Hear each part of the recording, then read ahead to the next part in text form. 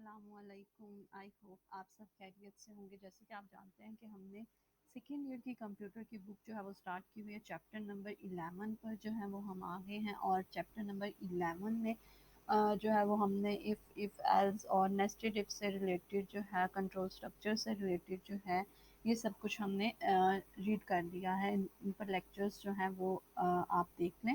उसके बाद आज का जो प्रोग्राम है हमारा प्रोग्राम 11.17 है।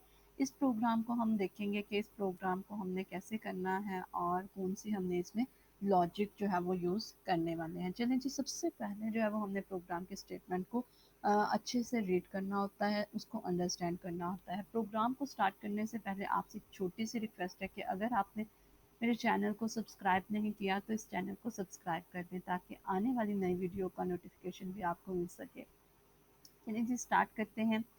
Right a program that inputs three numbers and display the maximum number using logical operator.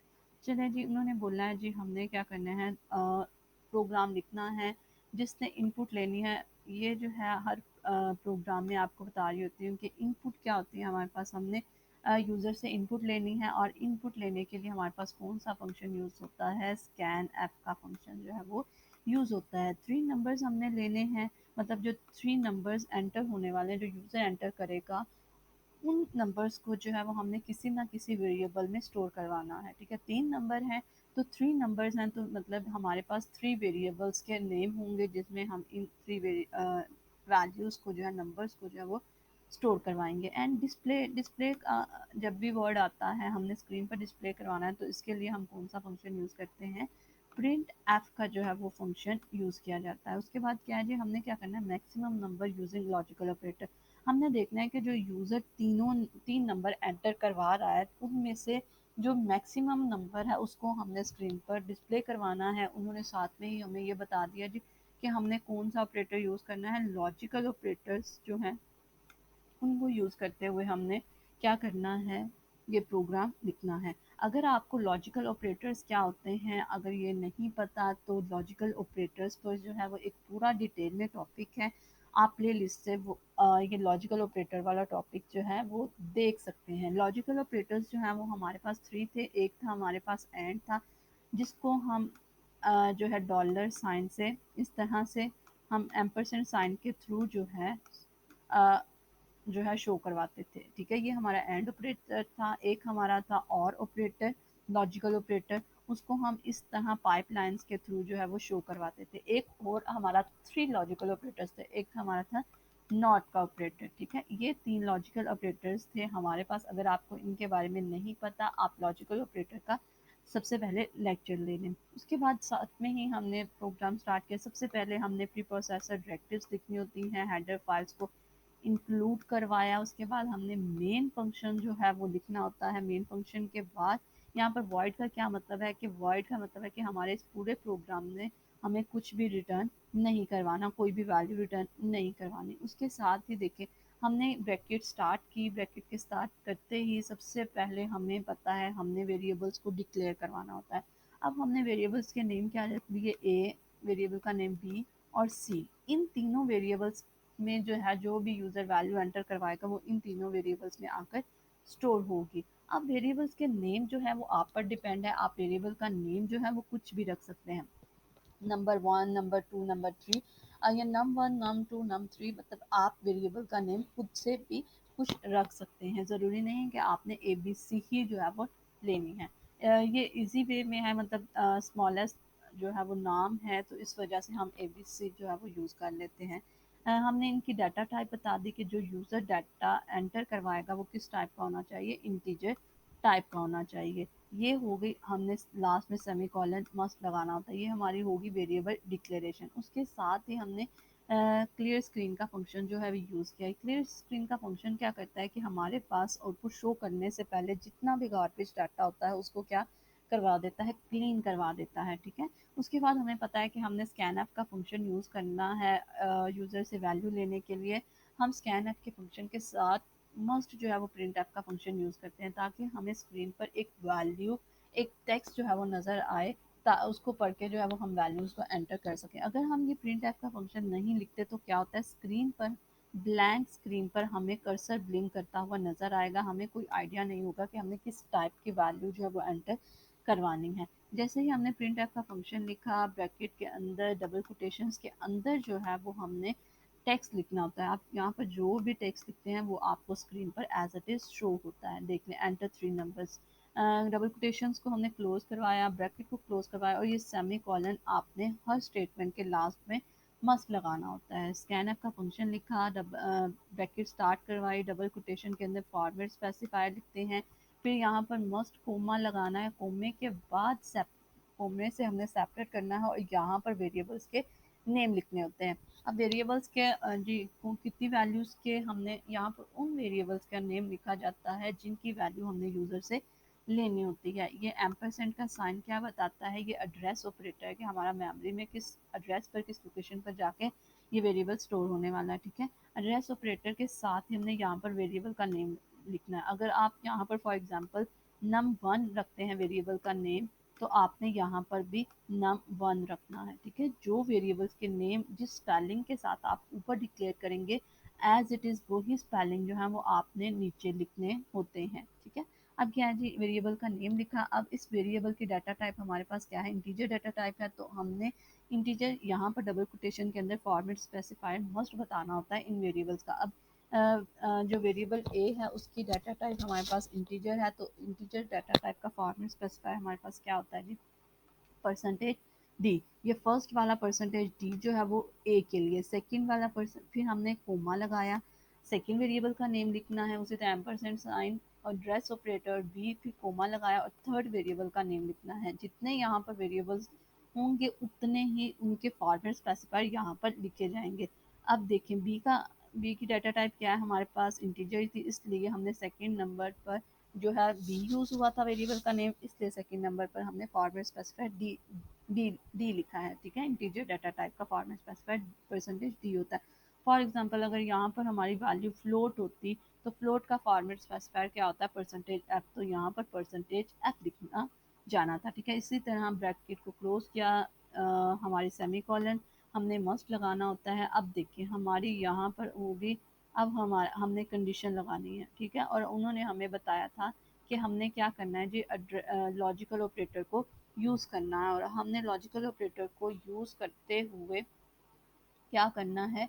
हमने क्या करना है जी, क्या करना है? लॉजिकल ऑपरेटर को यूज़ करते हुए देखना है कि जो यूज़र थ्री नंबर्स एंटर कर रहा है उनमें से मैक्सिमम नंबर कौन सा है। अब देख लेते हैं जी, इफ़ की कंडीशन स्टार्ट हुई। इफ़ हमें पता है कि हमने हमने ये देखा हुआ है कि इफ़ की स्टेटमेंट को कैसे लिखा जाता है। सबसे पहले हमने इफ़ का कीवर्ड लिखना होता है, और ब्रैकेट्स के अंदर हमने यहाँ पर कंडीशन बतानी होती है। अब कंडीशन हमने देखनी है जी कि कंडीशन कैसे बनानी है।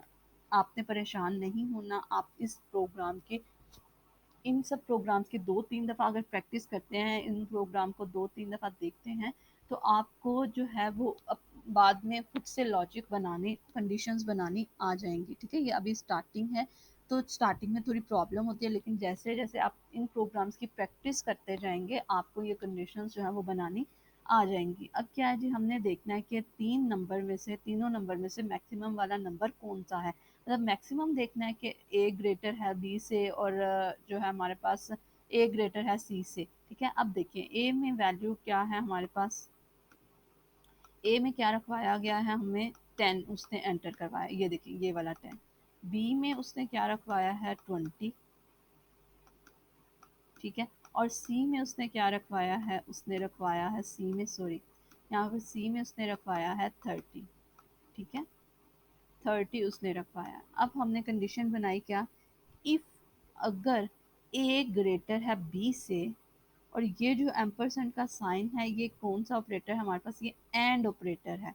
ठीक है, ये क्या है हमारे पास? एंड ऑपरेटर है, और एंड ऑपरेटर का हमने देखा था कि एंड ऑपरेटर में क्या होता है, जब हमारी दोनों कंडीशंस ट्रू होती हैं तो ही हमारे पास रिजल्ट क्या आता है? ट्रू आता है। ठीक है, जब हमारी ये दोनों कंडीशंस ट्रू होंगी, अब देखें ये एंड का ऑपरेटर है, कंडीशन ए और ये कंडीशन बी हो जाएगी। ठीक है, जब हमारे पास ये दोनों कंडीशन ट्रू होंगी तो हमारे पास रिजल्ट क्या आता है? ट्रू आता है। ठीक है, ये हमने देखा था एंड ऑपरेटर में कि जब हमारे पास दोनों कंडीशंस ट्रू होंगी तो ही रिजल्ट ट्रू आएगा, अदरवाइज रिजल्ट क्या आएगा, फॉल्स आएगा। ठीक है, अब देख लेते हैं ए ग्रेटर है बी से। ए में क्या पड़ा हुआ है, 10 पड़ा हुआ है। ठीक है, अब 10 और यहाँ पर क्या आ गया जी हमारे पास, ये तो हमें पता चल गया कि एंड ऑपरेटर क्या बताता है कि अगर दोनों कंडीशंस ट्रू होंगी देन हमारी कंडीशन जो है वो आंसर जो है वो ट्रू आएगा, अदरवाइज हर सूरत में हमारी जो है आंसर जो है कंडीशन का वो क्या आएगा, फॉल्स आएगा। अब क्या है जी, ए में क्या पड़ा हुआ है, 10 जो है वो ग्रेटर है 20 से। बी में क्या पड़ा हुआ, 20। 10 ग्रेटर है 20 से, नहीं ये तो फॉल्स हो गई, मतलब ये पहली वाली कंडीशन क्या आ गई, फॉल्स हो गई। अब एंड बी जो है हमारे पास ए, ए में क्या भरा हुआ, 10। 10 ग्रेटर है सी से, नहीं जी ये भी फॉल्स होगी, मतलब ये भी कंडीशन हमारी फॉल्स होगी ये वाली, और ये भी हमारी कंडीशन फॉल्स हो गई। तो इसका मतलब हमारे पास ये वाली पूरी कंडीशन का रिजल्ट क्या आया, फॉल्स आ गया, मतलब ये वाली हमारी कंडीशन पूरी की पूरी कंडीशन क्या होगी, फॉल्स होगी। अब हमने क्या करना है, ये वाला पार्ट जो है वो हमारा एग्जीक्यूट नहीं होगा। हमने देखा था ना इफ वाले में क्या होता है, अगर हमारी इफ की कंडीशन ट्रू हो जाती है तो देन इफ के नीचे जो भी स्टेटमेंट लिखी होती हैं वो एग्जीक्यूट होंगी, अदरवाइज अगर ये हमारी कंडीशन फॉल्स हो जाती है ये स्टेटमेंट एग्जीक्यूट नहीं होगी। उसके बाद इस इफ के एल्स वाले पार्ट पर जाएगा। ठीक है, इस इफ का एल्स, ये अब मिक्सचर है हमारा इफ एल्स का। ठीक है, ये अब यहाँ पर हमने जो है इफ एल्स का यूज किया हुआ है। एल्स लिखने के बाद हमने एक और इफ लिखा। इफ में क्या है, हमने फिर कंडीशन बता दी। कंडीशन क्या बताई, बी ग्रेटर है सी से, ए से। ठीक है, अब बी में क्या पड़ा हुआ, 20। क्या 20 जो है वो ग्रेटर है ए से, 20 में बी में 20 है और ए में क्या है, 10 है, तो 20 ग्रेटर है 10 से, बिल्कुल जी ठीक है, मतलब ये वाली कंडीशन तो हो गई ट्रू।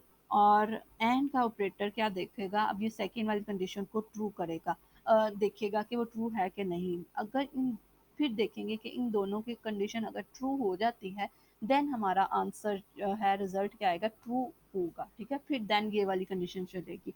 अब देख लेते हैं बी में क्या है जी, हमारे पास 20 है, 20 ग्रेटर है सी में, क्या बोला 30 से, नहीं जी ये पहली वाली कंडीशन तो हमारी ट्रू हो गई, लेकिन सेकंड वाली कंडीशन जो है ये हमारी क्या हो गई, फॉल्स हो गई। और हमने अभी देखा था कि एंड ऑपरेटर क्या करता है कि जब तक हमारी दोनों कंडीशंस ट्रू नहीं होती हमारा रिजल्ट जो है वो ट्रू नहीं आता, मतलब ये भी क्या हो गया, फॉल्स हो गया, पूरे का पूरा रिजल्ट क्या हो गया, फॉल्स हो गया। अब ये वाली कंडीशन भी हमारे पास एग्जीक्यूट नहीं होगी। ठीक है, ये पूरी की पूरी कंडीशन क्या हो गई हमारे पास, फॉल्स हो गई, तो इस वजह से ये वाली कंडीशन भी नहीं चलेगी। अब इस इफ का जो एल्स वाला पार्ट है वो एग्जीक्यूट होगा। अब देखिए एल्स वाला पार्ट एग्जीक्यूट हुआ, यहाँ पर और इफ नहीं है, अगर यहाँ पर एक और इफ लिखा होता तो क्या होता, उसकी फिर कंडीशन को हम चेक करते। अगर ये भी कंडीशन जो है वो हमारी फॉल्स हो जाती तो फिर लास्ट पे हम एक और एल्स लिखते, इस इफ का एल्स जो है वो लिखते, और इस इफ का एल्स जो है वो फिर एग्जीक्यूट होता। अब यहाँ पर क्या है, हमारे पास ये नहीं लिखा और कोई कंडीशन नहीं है, मतलब हमारी ऊपर वाली जितनी भी इफ वाली कंडीशंस थी वो फॉल्स हो गई, तो इसका मतलब अंडरस्टूड है कि लास्ट वाला जो एल्स है वो वाला एग्जीक्यूट होगा। अब क्या आपको स्क्रीन पर प्रिंट एफ का मतलब क्या है कि आपको डिस्प्ले करवाएगा स्क्रीन पर, डबल कोटेशन के अंदर आपने टेक्स्ट लिखना होता है। Maximum number is percentage D, क्या है हमारे पास फॉर्मेट स्पेसिफायर है, कोमा लगाना है हमने, और यहाँ पर उस वेरी कोमे के बाद उस वेरिएबल का नेम लिखना है जिसकी वैल्यू हमने स्क्रीन पर शो करवानी होती है। यहाँ पर हमने वेरिएबल सी की वैल्यू शो करवानी है कि हमारे पास जो वेरिएबल सी है उसकी वैल्यू सबसे ज़्यादा है, वो मैक्सिमम है। ठीक है, यहाँ परसेंटेज डी क्यों लिखा कि हमारे पास सी वेरिएबल का जो डाटा टाइप है वो क्या है, इंटीजर है, इंटीजर का फॉर्मेट स्पेसिफायर हमारे पास क्या होता है, परसेंटेज डी, इसलिए हमने यहाँ पर परसेंटेज डी लिखा है। अब हमें स्क्रीन पर क्या शो होगा, मैक्सिमम नंबर इज 30, यहाँ पर सी में जो भी वैल्यू होगी वो आपको यहाँ पर शो होगी। ठीक है, अब एक और, ये था हमारा ये प्रोग्राम। अगर फॉर एग्जांपल अब क्या होता है कि सारी कंडीशंस जो है वो हम करके देख लेते हैं। अब फॉर एग्जांपल हमारी फर्स्ट कंडीशन ही अगर ट्रू हो जाती, ठीक है, अब हमारी क्या होती, फर्स्ट कंडीशन ट्रू हो जाती कि ये वाली कंडीशन ए ग्रेटर है बी से एंड ए ग्रेटर है सी से। ठीक है, अब ए की वैल्यू जो है वो बी की वैल्यू से बड़ी है, हम जो है वो एज्यूम कर रहे हैं कि फर्ज कर रहे हैं कि ये वैल्यूज़ हैं, ए की वैल्यू बड़ी है बी से और एंड ठीक है ए की वैल्यू जो है वो ग्रेटर है सी से। तो अगर ये कंडीशन ट्रू हो जाती तो क्या होता, हमारा ये वाला पार्ट जो है वो एग्जीक्यूट होता और बाकी का जितना भी पार्ट है हमारे प्रोग्राम का वो एग्जीक्यूट नहीं होना था। ठीक है, ये क्या होना था, स्किप हो जाना था। हमने इफ एल्स में यही देखा था कि जो कंडीशन हमारी ट्रू हो जाती है वो वाली उसकी जो नीचे स्टेटमेंट लिखी होती हैं वो एग्जीक्यूट होती हैं, बाकी का प्रोग्राम में जितनी भी स्टेटमेंट्स होती हैं वो एग्जीक्यूट नहीं होती। ठीक है, अब क्या हुआ, ये वाला हमारा जो है वो एग्जीक्यूट नहीं होता था। फॉर एग्जांपल अब हमारा क्या होती है, ये कंडीशन क्या हो जाती है, फॉल्स हो जाती है और ये वाली हमारी स्टेटमेंट एग्जीक्यूट नहीं थी होनी। अगर ये कंडीशन हमारी ट्रू हो जाती है तो हमारी ये वाली स्टेटमेंट जो है वो एग्जीक्यूट होनी थी। ठीक है, और ये बाकी जितनी भी स्टेटमेंट्स होनी थी वो क्या हो जानी थी, स्किप हो जानी थी, ये एग्जीक्यूट नहीं थी होनी। ठीक है, ये आप एक दो दफ़ा प्रोग्राम देखेंगे करेंगे खुद से तो आपको ये लॉजिक बनानी आ जाएगी। ठीक है, ये था आज का हमारा प्रोग्राम। आज के लेक्चर में अगर आपको किसी भी बात की समझ ना आई हो आप कमेंट सेक्शन में पूछ सकते हैं। दुआओं में याद रखिएगा। अल्लाह हाफिज़।